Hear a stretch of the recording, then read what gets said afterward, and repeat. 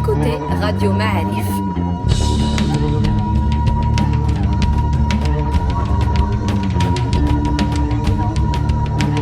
Le podcast Histoire.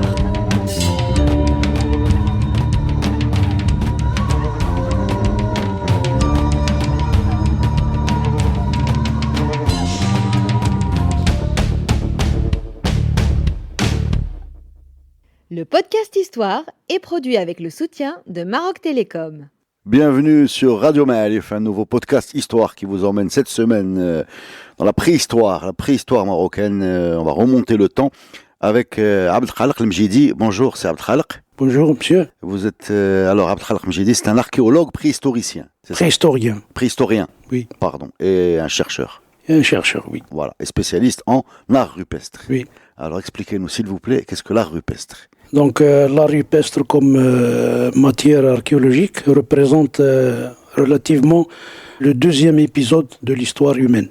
Le premier, c'est lequel? Ça a commencé par d'abord créer l'outil pour trouver une place dans la nature, et pour exploiter les ressources humaines de la façon la plus adéquate et pour garantir aussi une vie commune où il y a une certaine solidarité et une certaine répartition de travail.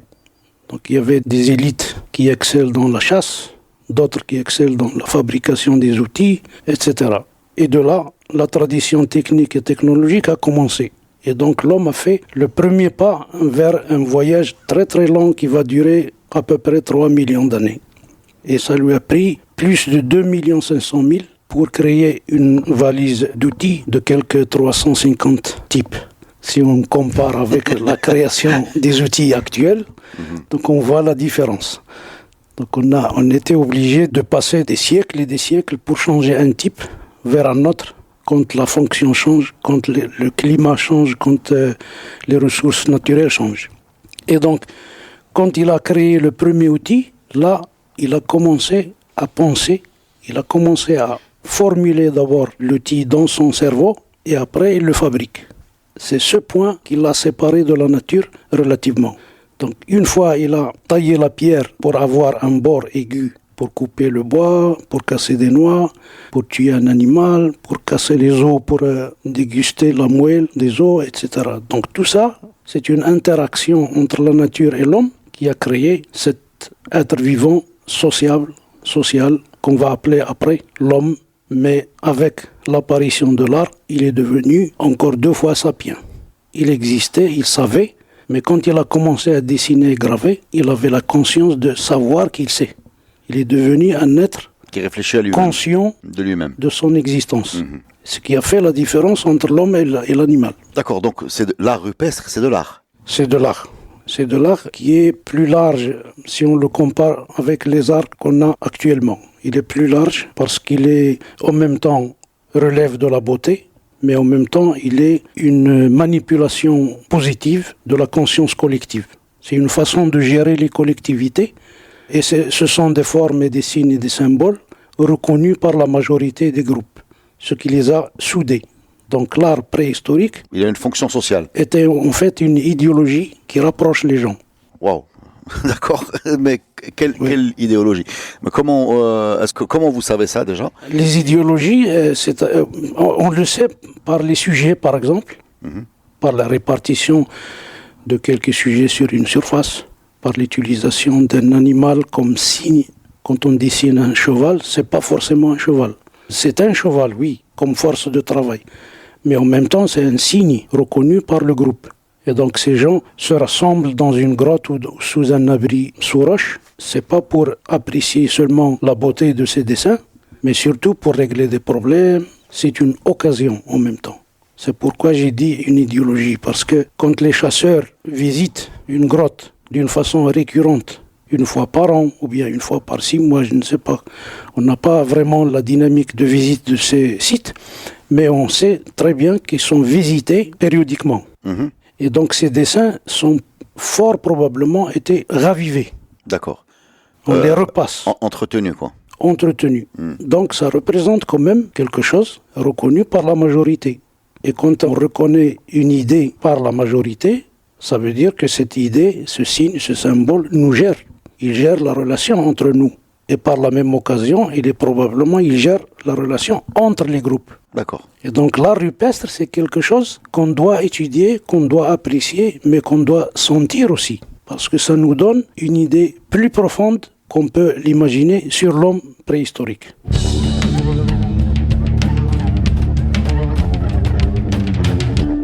Alors, on va parler du Maroc, de l'art rupestre marocain, enfin ce qu'il y a en tout cas sur le territoire marocain. Qu'est-ce qu'on trouve comme art rupestre? On trouve des gravures? On trouve des gravures et des peintures rupestres. On trouve des peintures aussi? Oui. D'accord. Ça date de quelle période ce qu'on trouve? Pour les plus anciennes, pour le moment, parce que nous n'avons pas encore multiplié les datations absolues. Parce que l'art rupestre ne peut pas être daté facilement. Il est sur des surfaces rocheuses et donc exposé aux intempéries. Et donc la matière organique utilisée pour faire une couleur, par exemple, pour appliquer un dessin sur la roche avec des couleurs, souvent cette matière organique se transforme. Se dégrade. Mais parfois, on a la chance de trouver quelques restes de la matière organique utilisés comme liant entre les oxydes qu'on a utilisés pour faire des couleurs. Par exemple, les oxydes de fer utilisés pour avoir le rouge, etc. Donc il faisait des mélanges? Donc il faisait des mélanges avec une matière organique qui nous donne la possibilité de dater en se basant sur la quantité de carbone 14 qui reste dans la matière, qui n'est pas dégradée. Et on a fait 3 tentatives réussies. Donc nous avons la plus ancienne autour du 8e millénaire avant Jésus-Christ, mais on a aussi d'autres datations qui sont moins anciennes. Le 8e millénaire avant Jésus-Christ sur des couches de peinture. Parce que les abris sont visités dans le temps. Donc il y a une communauté qui peut venir vers 12 000 ans par exemple, et peut vivre dans cet abri 50 ans, un siècle, on ne sait pas. Puis ils quittent les lieux. Puis il y a un temps qui passe où il n'y a personne dans la région. Puis après un autre groupe qui vient, et ainsi de suite. Donc on a des couches qui se forment, et nous avons daté la 3e couche. La 3e couche, c'est moins 8000. C'est moins 8000. Donc il y a les 2 couches qui sont au-dessous. Avant moins 8000. Avant 8000. Mais on n'a pas réussi d'avoir... Ça, c'est une peinture, ça? Ça, c'est des peintures. Elles sont où?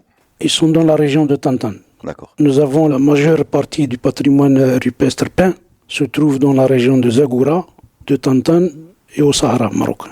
Dans quelques régions au nord-est de Smara, par exemple, et ainsi de suite. Donc la majorité, c'est des peintures. Au-delà de drap. D'accord. Des peintures. Et des gravures? Des gravures, il y en a presque partout. D'accord. Nous avons à peu près 540 sites.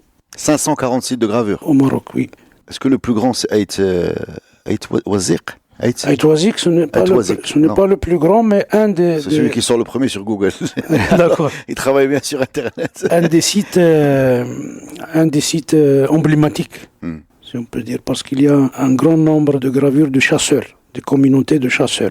Et donc ça nous intéresse beaucoup. Parce qu'il y a une faune qu'on ne voit pas actuellement. Bien sûr. Il y a des éléphants, il y a des éléphants, des girafes, etc. Et donc les autruches, c'est une avifaune qui existait au Maroc jusqu'aux années 50. 1950? Oui. Il y avait des autruches? Dans la région de Zagoura. D'accord. Donc ce n'est pas un élément rupestre qui nous permet de dater. Par contre, les rhinocéros, il n'y en avait pas à Zagoura dans les années 50. Rhinocéros, girafe, éléphants, girafes, les antilopes comme... Gazelle. Celle-là, par contre, pareil, elle était là jusqu'au... La gazelle, ça existe encore, un peu.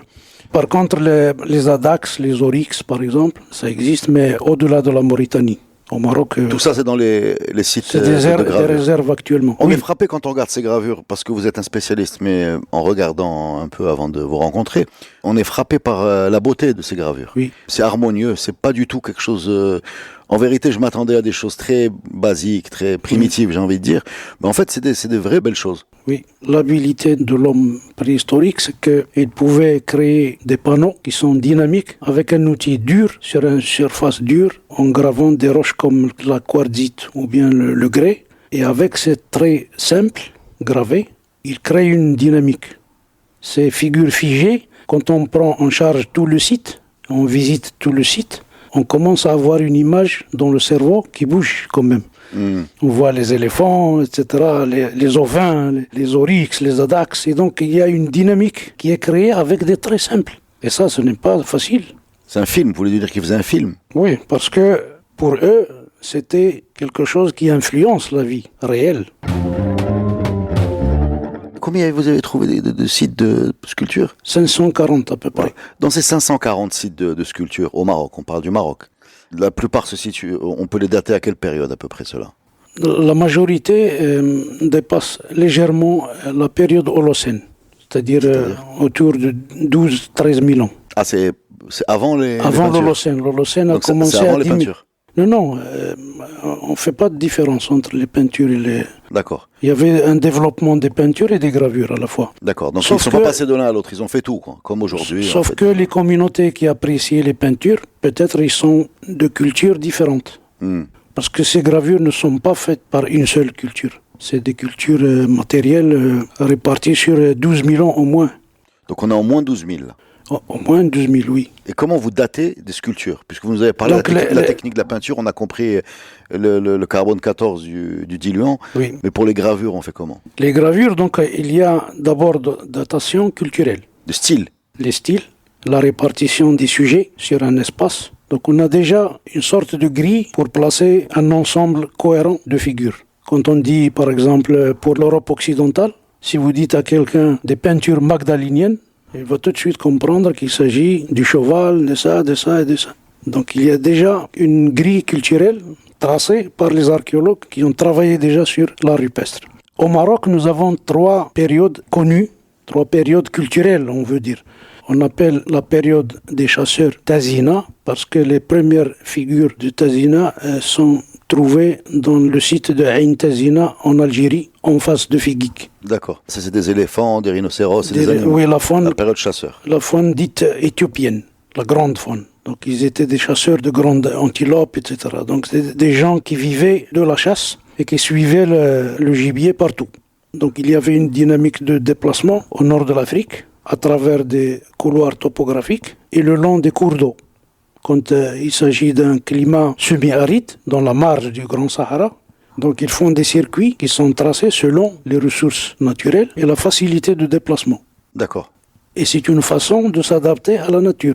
Donc c'est un comportement de production. Ça nous donne l'opportunité de les classer avec une culture donnée. C'est-à-dire que plus on parle, moins il est primitif, en fait.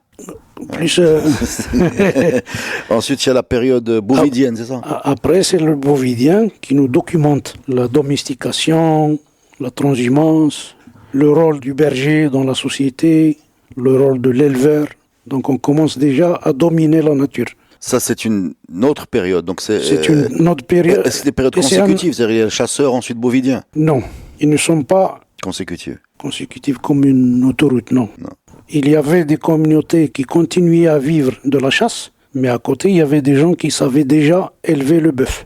Donc en fait, quand vous dites bovidien, c'est des éleveurs. Des éleveurs de bœuf, Voilà. des cow-boys D'accord. de la préhistoire. Ils se dessinent eux-mêmes, on les voit. On les voit, on les voit chevaucher. Oui, Ouais. les costumes.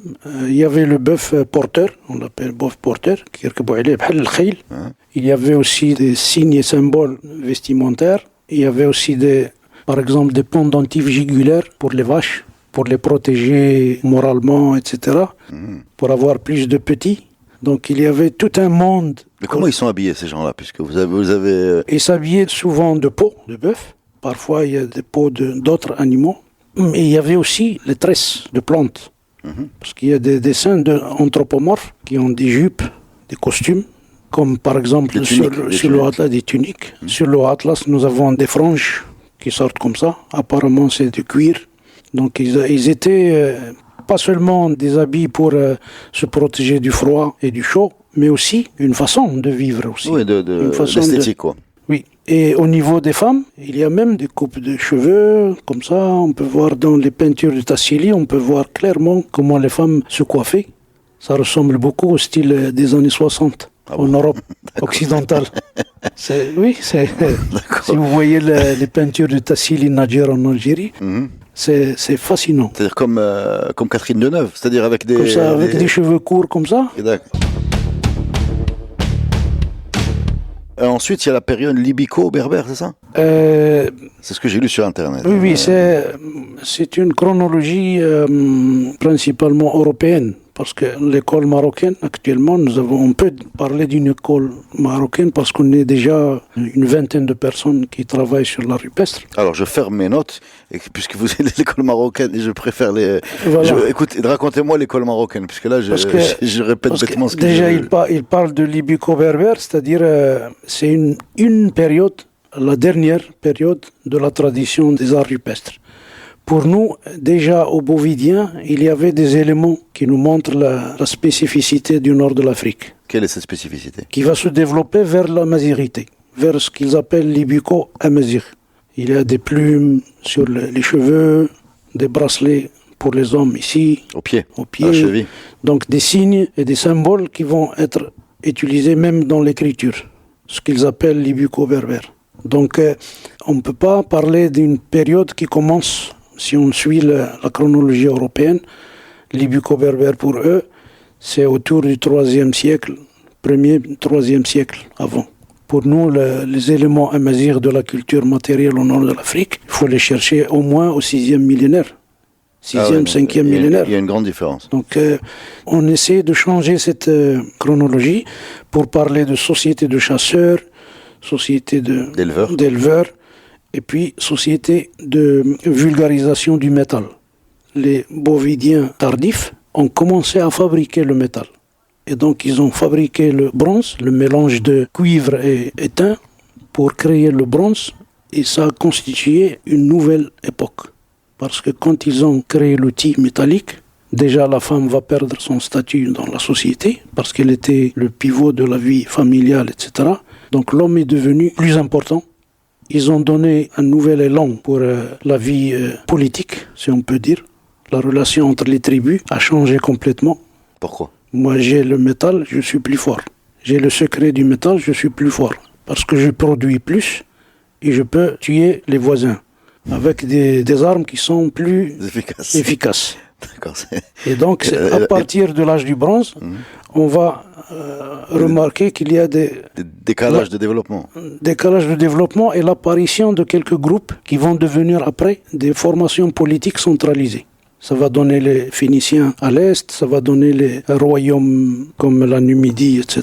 au nord de l'Afrique, ça va donner les pharaons en Égypte qui ont reçu le métal d'ailleurs. Ils ne connaissaient pas le métal avant, et ainsi de suite. Et de l'autre côté de la Méditerranée aussi. Donc c'est avec l'apparition du métal, l'homme a franchi un autre palier pour changer complètement d'organisation.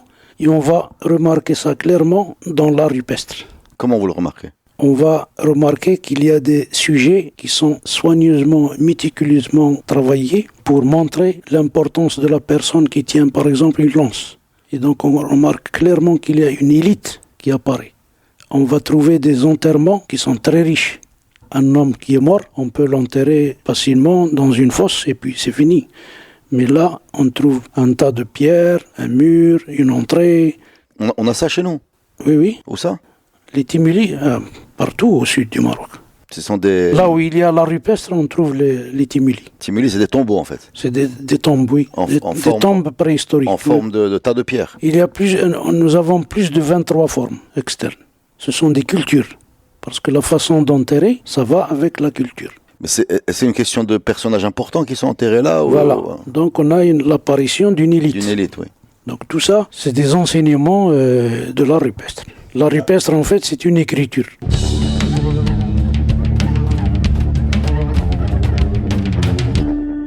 À part les animaux qu'on reconnaît, même si on ne les a plus, il y a beaucoup de symboles, de formes géométriques, de croix, de choses un peu comme des... Allez les voir sur Internet, je ne vais pas réussir à les décrire, mais est-ce que vous avez une idée de ce qu'ils signifient? Nous n'avons pas d'interprétation absolue, mais on sait qu'il y a des associations. Par exemple, quand on trouve ce qu'on appelle les cornus, une forme comme la tête d'une vache ou d'un bœuf, vue d'en face. Ils sont toujours associés à des animaux gibiers de chasse. On ne le trouve jamais avec un animal domestiqué. Donc on peut interpréter ça comme un signe de chasse, un symbole ou un piège. Comme si on va poser la question à quelqu'un qui ne connaît pas Jésus-Christ. On va lui montrer la photo, l'image. Il va nous dire, d'après sa barbe, son nez, c'est un beau garçon. Apparemment, il est respecté, il est un savant peut-être. Tout ça, c'est vrai, mais il ne va pas dire que c'est le Christ. Donc c'est comme ça on fait l'interprétation de la rupestre. On ne peut pas savoir exactement ce que c'est, mais on peut quand même comprendre que ça, c'est important pour cette communauté. Ce signe est plutôt important pour une communauté qui n'était pas ici avant. C'est un signe qui vient s'accoler sur une chronologie. Mais ce que je veux dire par les signes, c'est un début d'écriture en fait, non? En tout cas, c'est un début de symbolique. Oui. Puisqu'on n'est pas en train de faire un cheval avec 4 pieds et une tête de cheval, on va vers l'abstraction. Vers l'abstraction et vers ce sont moi je les appelle des particules d'un noyau. Si on trouve un panneau gravé, il y a un bœuf, il y a un anthropomorphe, un être humain, avec un cercle et un point sous la queue. On ne peut pas enlever un élément de ce panneau. Pour vous, c'est cohérent? Oui. On doit le lire comme ça pour s'approcher un petit peu. On dit, le graveur a mis à droite le bœuf, et sous sa queue, il a mis une cupule, il y a un cercle, il y a un anthropomorphe. L'anthropomorphe, il est derrière le bœuf, il peut être sous le ventre du bœuf, il touche le sexe du bœuf, ou il touche la corne d'une autre main. Même si la figure de l'anthropomorphe est déformée, des grands bras. Des bras qui vont jusqu'à la corne, ce n'est pas réel parce que c'est symbolique. Mais on ne sait pas ce que ça veut dire. Mais on ne sait pas exactement ce que vous dites. Mais on sait que ça veut dire quelque chose. Mais on sait que ça veut dire... Et donc, ça vous torture pas parfois? Ça torture, mais on a cet exemple que j'ai donné. On ne sait pas si c'est le Christ, mais on sait que c'est un homme qui est très important pour une communauté. D'accord. Est-ce qu'on a des inscriptions en tifinagh quelque part? Les tifinagh, c'est la dernière période de l'évolution des inscriptions à Mazir. Le tifinagh, c'est interprété, lu, on peut le lire. Ce qu'on trouve dans les sites rupestres, c'est des inscriptions à Mazir. Pré-tifinagh. Mais pré-tifinagh, l'ancêtre. Quand on rentre dans le tifinagh, on n'est plus dans le rupestre. Ils sont rupestres s'ils sont sur la roche. D'accord, mais vous dites qu'on peut les lire.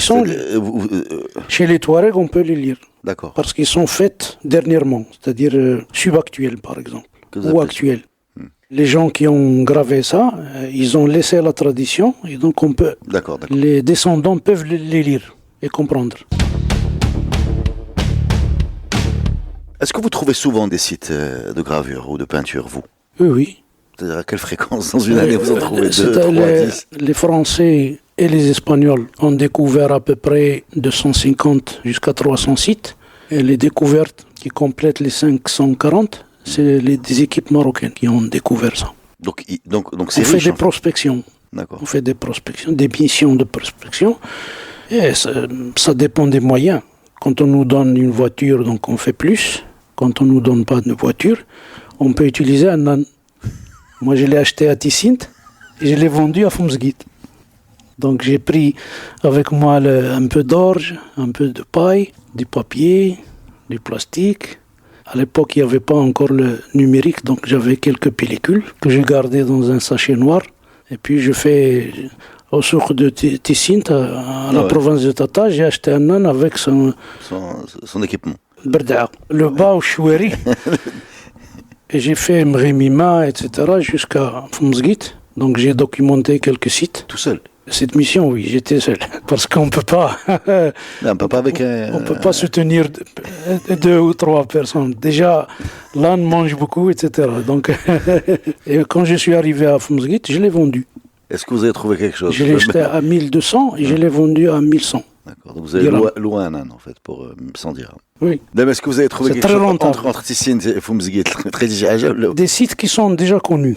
D'accord. Comme Fougousset, etc. Donc, mais les sites découverts après, moi je ne les ai pas vus pendant cette mission. Je suis passé à côté. on les a trouvés 10 ans après. Qu'est-ce que ça dit de nous, cet art rupestre? Qu'est-ce que les gens doivent retenir? La première chose, moi je vais vous dire ce que j'ai perçu, parce que je connais rien du tout, je connaissais rien à ce sujet. Je trouve qu'il y a une sophistication qu'on n'attend pas. Voilà. Qu'est-ce que ça dit de nous? Ça dit, par exemple, on ne peut pas dire tout parce qu'on ne sait pas à l'absolu qu'est-ce que ça peut dire. Mais il y a quand même des exemples. Par exemple, ça dit de nous qu'on consomme des choses qui ne sont pas utiles pour nous. À l'époque, on fait la chasse. Quand on a un gibier, On va le déguster, on va le manger, on va demander pardon et on va le laisser se multiplier un certain temps, etc. Donc il y avait une synergie, l'homme était avec la nature, il raisonnait la nature d'une façon directe. Maintenant, il faut avoir une association, il faut avoir une institution qui va apprendre aux gens, si on consomme trop, nous n'aurons pas de ressources. Comme si on est en arrière par rapport à la pensée de l'époque. Sur ce plan. Ils étaient très intégrés dans la nature. Ils comprenaient qu'il ne faut pas consommer trop pour avoir la continuité. La continuité. C'était peut-être raisonné d'une façon différente, mais le résultat c'est le même. Quand on voit les groupes qui vivent encore de la chasse, on peut voir ça directement. Avant de tuer un animal, on demande pardon. Quand il a des petits, on ne le chasse pas, etc. Donc il y a une éthique. Il y a un souci d'avoir des ressources permanentes. D'autres exemples, ça peut être un faciès de la conscience collective. La conscience collective à l'époque était beaucoup mieux exploitée, beaucoup mieux utilisée qu'aujourd'hui. Aujourd'hui, on a une conscience défigurée qui passe par des outils qui nous éloignent l'un de l'autre. On a l'impression que la technologie nous rapproche, mais en fait, c'est au contraire. Il nous éloigne l'un de l'autre. Et c'est très très difficile de se mettre d'accord sur une chose positive pour le groupe. Parce qu'on a trop d'intérêts divergents. Et on a laissé l'information nous rendre des esclaves. On est devenu esclaves de l'information. Alors qu'à l'époque, l'information était un premier pas vers la tradition. Il ancre le savoir dans la conscience du groupe. Maintenant, l'information exploite le groupe. Et on perd le propriétaire. À l'époque, l'homme était propriétaire de l'information. Maintenant, c'est très abstrait. On ne sait pas qui est le propriétaire. Tout le monde et ses personnes. Ouais. Dernière question, quelqu'un qui voudrait voir de l'art rupestre marocain, il devrait aller où? À part sur Internet, bien sûr.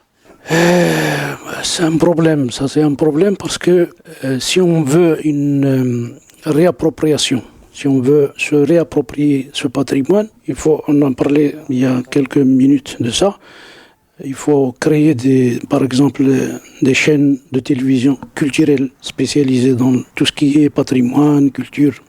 Il faut créer des stations de radio qui s'occupent de ça.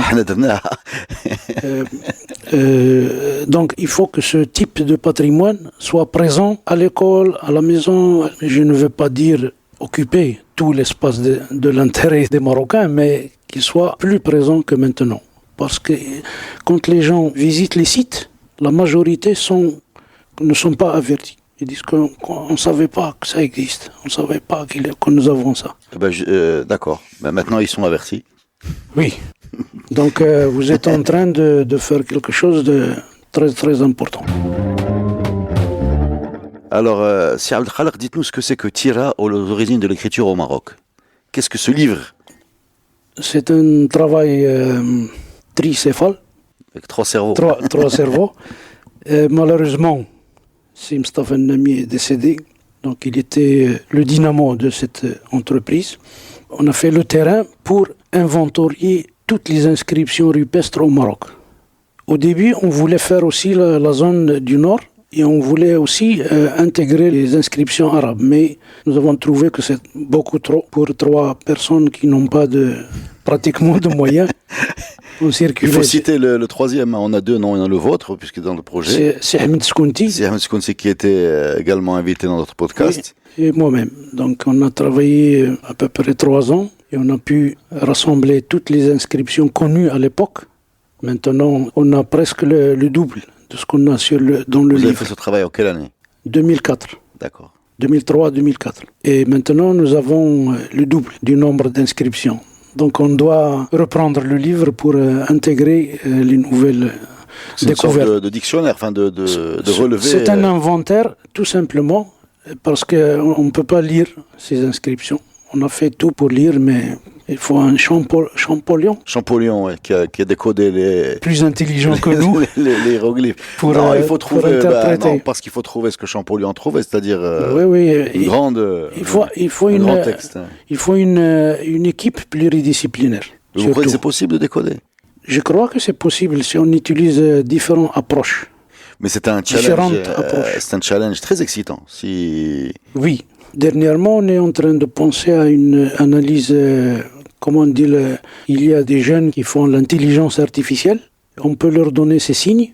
Ils peuvent analyser ça et nous donner une parmi les interprétations qui peut être intéressante. Eh ben, les auditeurs sont prévenus. Si quelqu'un a envie de se lancer dans le décryptage du rupestre marocain, il y a de la place. Et donc, avant de terminer ça, on a des inscriptions rupestres dans un contexte très très ancien. C'est difficile pour même des archéologues de dire qu'il y avait que les Imazighens écrivaient déjà dans un contexte de l'âge du bronze. Parce que ces inscriptions du Haut Atlas, ils font partie, comme j'ai dit, une particule d'un ensemble. Ils font partie des gravures d'un contexte culturel de l'âge du bronze tardif, c'est-à-dire autour de 700 jusqu'à 1000 avant Jésus-Christ. Ça, on avance cette proposition pour dater les premières inscriptions au Maroc. C'est-à-dire les Marocains ont commencé à écrire vers 1000 ans avant Jésus-Christ. Vers 1000 ans avant Jésus-Christ, les Marocains ont commencé à écrire. À écrire, sur la roche. Je crois, c'est Abdelkhalik, que déjà, même vos études étaient faites dans un monde qui appartient au passé. J'étais à l'Institut d'archéologie de Leningrad, à l'université Zhdanov, de l'État soviétique, voilà, en URSS. Il n'y a plus d'URSS, il n'y a plus de Leningrad. Oui, mais les travaux restent quand même. Et vos études portaient sur quoi? Quand j'étais étudiant, j'ai fait mes stages, ma formation au complexe archéologique qu'on appelle Kostyonki, qui veut dire le village des ossements, parce qu'il y a des couches d'ossements préhistoriques partout. Sur une quinzaine de kilomètres, il y a 25 sites. Et dans chaque site, nous avons 3 ou 4 couches qui documentent l'habitat préhistorique, parce qu'il y avait des communautés qui vivaient là-bas, sur le fleuve Don.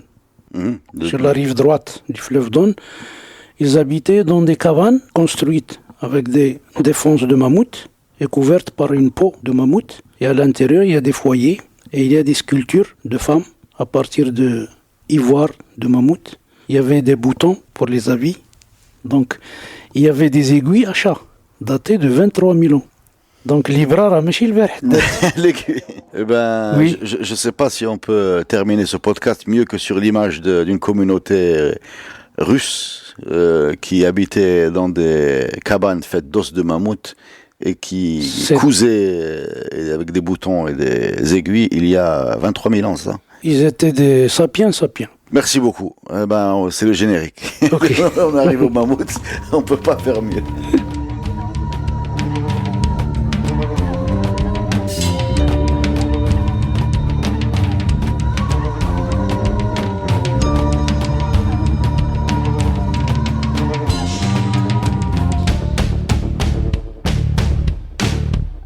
Le podcast Histoire est produit avec le soutien de Maroc Télécom. Maroc Télécom, un monde nouveau vous appelle.